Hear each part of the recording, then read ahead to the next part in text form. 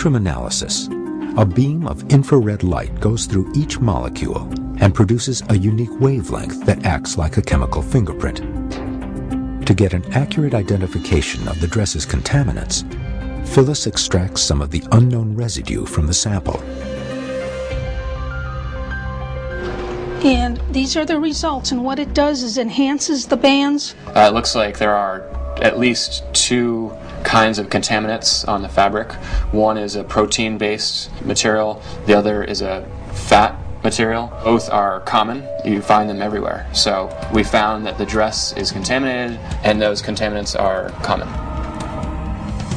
We got a better sense of exactly what the contaminant was on the fabric.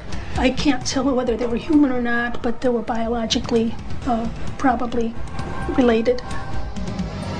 The physical evidence is consistent with the story, but it does not say that that something or someone else was an alien or a human or anything else. So it's inconclusive. But there's one final twist to the Betty and Barney Hill case, one that to this day remains unexplained. What about the star map that Betty Hill drew? When she was regressed, she drew a star map of where the alien on the spacecraft told her they were from. In fact, he actually showed her a diagram in space of where they were from. Marjorie Fish, 8 years later, was able to show that there were stars in that Zeta Reticuli system, that twin star system that Betty said existed. Zeta Reticuli is a star system centered around two main stars approximately 39 light-years away from Earth. Astronomers did not map this system until 1972. While Betty Hill's star map from the late 60s closely matched the newly mapped star cluster, Betty's diagram showed 3 stars too many. The map didn't even match. But in 1972, when we had the technology to see that sector of space, what did we find out? The exact same 3 stars that Betty Hill said were there, and it became an exact match. Really? How could Betty Hill have identified the exact location of that star system and the exact configuration of those stars? She identified it, she drew it, she diagrammed it before we even had the technology. Since Betty Hill reported being abducted and subjected to an invasive medical examination, thousands more have reported undergoing the same ordeal. But a new twist to the abduction phenomenon has been uncovered in recent years. Abductees around the world have been discovering alien devices implanted in their bodies.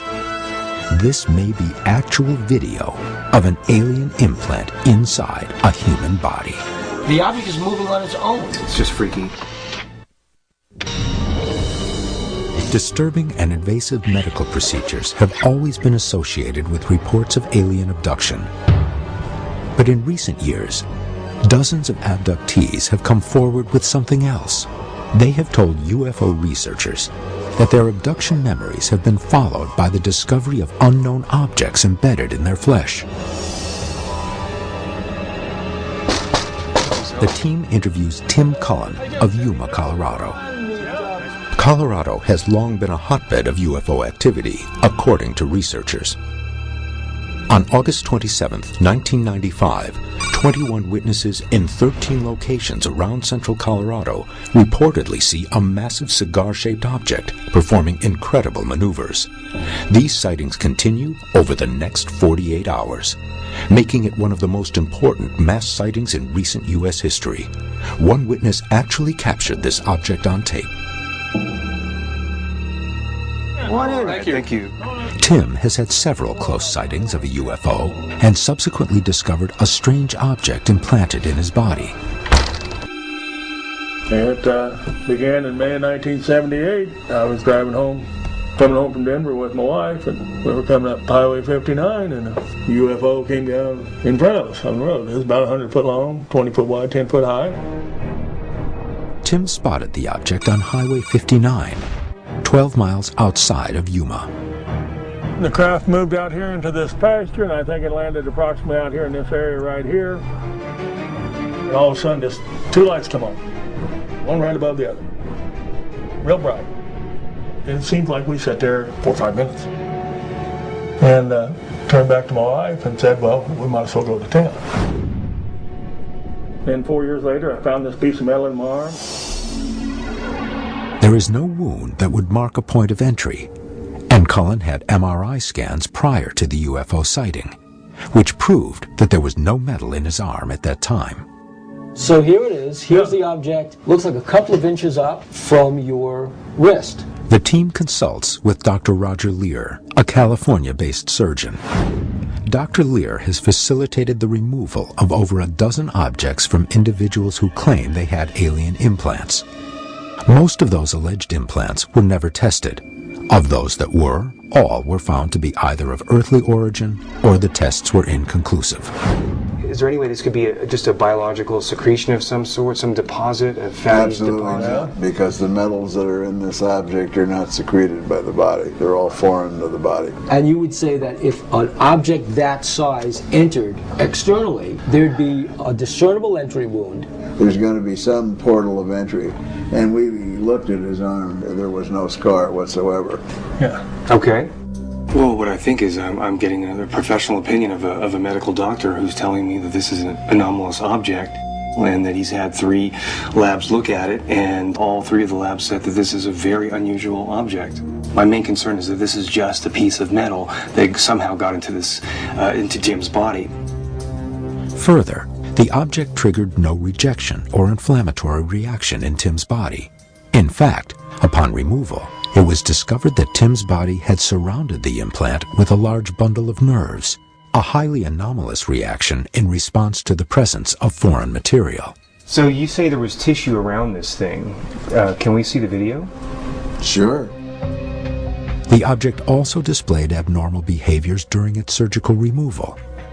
The entire event was caught on tape.